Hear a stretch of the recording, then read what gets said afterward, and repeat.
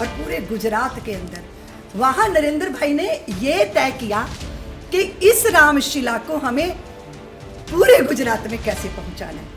तो वो प्रत्युत्पन्न बुद्धि उनकी बहुत प्रज्ञा है उनकी। तो इस आंदोलन को बहुत बड़ा उठान मिला, क्योंकि ताकत तो चाहिए। हम खाली भजन करते करते करते क्या कर लेते हैं ना। निराशा से भरा हुआ था जब वहाँ पे शिलादान का कार्यक्रम माननीय अशोक सिंघल जी ने किया। थोड़ी उस समय मन को क्षोभ था कि ये क्या हो रहा है, ये हो जाना चाहिए। और अगर उस समय हो जाता तो वो सब लोग आंखें भी दर्शन करती जिन आंखों ने ये सपने संजोए। तो राम के अतिरिक्त और कुछ नहीं चाहते थे, लेकिन वो सारे विदा हुए। पर हमें लगता है कि हम सबकी आंखों से वो भी देखेंगे इस भव्य मंदिर को और राम जी के आगमन को। तो राजनीतिक पार्टी में भारतीय जनता पार्टी साथ में आई। सौगंध राम की खाते हैं, हम मंदिर वहीं बनाएंगे इस बात के साथ। और आप सोचो सुशांत, ना तो कोई साधन थे, ना कोई गाड़ियां थी, मोबाइल फोन तक नहीं होते थे, और लोग मजाक उड़ाते थे, तमाशबीन इकट्ठे हो जाते थे।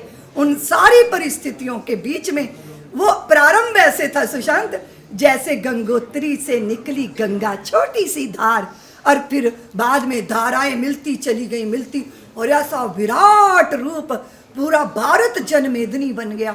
और जब जनता जनमेदनी बनती है ना सुशांत जी, आप भी जानते हो, तो वो जनार्दन बन जाती है।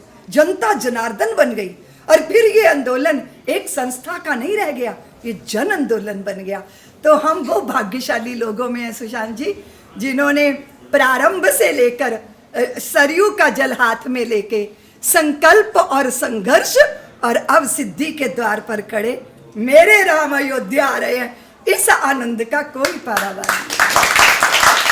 अच्छा, उस दौर में बहुत सारी चीज़ें हुई, उस पर मैं आऊँगा, लेकिन उसी दौर में फिर बीजेपी भी इस आंदोलन से जुड़ गई।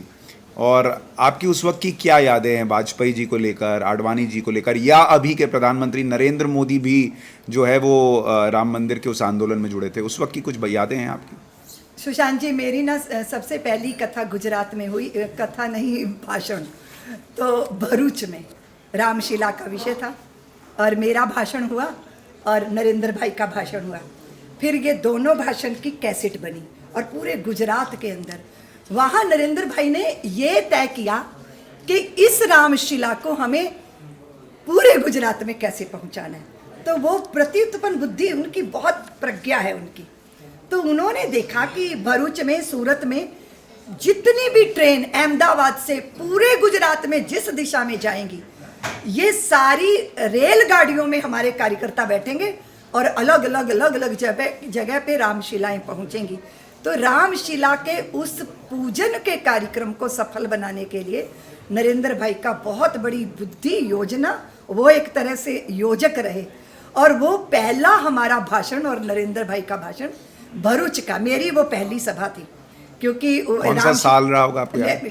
सुशांत, हमसे बिल्कुल मत पूछना, ना तारीख ना साल, मेरा गणित बहुत खराब है, लेकिन कुछ बातें ऐसी हैं। अच्छा, उस दिन आप पहली बार नरेंद्र भाई से मिल रही थी? नहीं, हम पहले मिल उनसे बहुत पहले मिल चुके। ठीक है। तो आपने मुझे भारतीय जनता पार्टी के लिए सवाल किया, तो देखिए, आप समझते हो सुशांत जी, जब एक राजनीतिक, सारी पार्टियां विरोध कर रही थी, जब एक राजनीतिक पार्टी साथ में आकर खड़ी हुई और श्री लाल कृष्ण आडवाणी राम रथ लेकर निकले, तो इस आंदोलन को बहुत बड़ा उठान मिला, क्योंकि ताकत तो चाहिए। हम खाली भजन करते करते करते क्या कर लेते हैं ना। हमारे साथ एक राजनीतिक ताकत आके खड़ी हो गई, तो इस आंदोलन में प्रबलता आई। भारतीय जनता पार्टी ने स्वीकार किया, जबकि बीच का कुछ ऐसा काल था जो बड़ा निराशा से भरा हुआ था, जब वहाँ पे शिलादान का कार्यक्रम माननीय अशोक सिंघल जी ने किया। थोड़ी उस समय मन को क्षोभ था कि ये क्या हो रहा है, ये हो जाना चाहिए। और अगर उस समय हो जाता तो वो सब लोग आंखें भी दर्शन करती जिन आंखों ने ये सपने संजोए थे सुशांत जी। वो बड़े सिद्ध, बड़े महापुरुष थे, वो बहुत निष्प्रही थे, वो बहुत लोभ मुक्त थे, वो सिर्फ राम के अतिरिक्त और कुछ नहीं चाहते थे। लेकिन वो सारे विदा हुए, पर हमें लगता है कि हम सबकी आंखों से वो भी देखेंगे इस भव्य मंदिर को और राम जी के आगमन को। तो राजनीतिक पार्टी में भारतीय जनता पार्टी साथ में आई, श्रेय उनको भी जाएगा सुशांत जी। जो हवन करेगा पुण्य तो उसको मिलेगा ना, जो दर्शन करेगा वैकुंठ तो उसी को मिलेगा ना, और जो धर्म के साथ आके खड़ा होगा तो धर्मज्ञों की जय जयकार भी उन्हें प्राप्त होगी। इस तरह सबका योगदान। कल्याण सिंह जी ने कहा मैं हजारों अपनी सरकारें न्योछावर कर दूंगा, कितनी बड़ी बात है। नहीं तो सत्ता के लिए तो राम के सत्य को झुठलाया जा रहा था ना। ये पापी लोग तो राम जी के होने का प्रमाण मांगते हैं। और फिर आप देखो सुशांत जी, हमारे साथ कितना बड़ा छल हुआ। हमारे जाज्वल्यमान इतिहास को मिथक कहते हैं, माइथोलॉजी बोलते हैं। इससे बड़ा छल कोई हो सकता है? हमारी संतानों को अपनी पवित्र परंपरा से वंचित रखने का इतना बड़ा षड्यंत्र इन्होंने रचा है। पर ये तो आप जानते हो ना सुशांत जी कि सत्य की ही जीत है, फिर से रहेगी। रवि उदय पर रात ये खुद ही कहेगी, ऐ निशाचर मैं नहीं तो तू कहाँ है, किंतु घृत के वास्ते दधी तो बिलोना ही पड़ेगा। संसार में जब द्वेष की होली जलेगी तब हमें प्रहलाद होना ही पड़ेगा। इस भाव से। अच्छा, लेकिन आपने भी तो बहुत कष्ट सहा। मैं देख रहा था आप पे 35 FIR हो गई, आपको भागना पड़ा, छुप कर रहना पड़ा। वो क्या दौर था? वो सब ये राम जन्मभूमि का, जब वो आप जिस कैसेट की बात कर रहे थे, ये जगाधरी में मेरा भाषण हुआ, किसी ने उसको रिकॉर्ड कर लिया।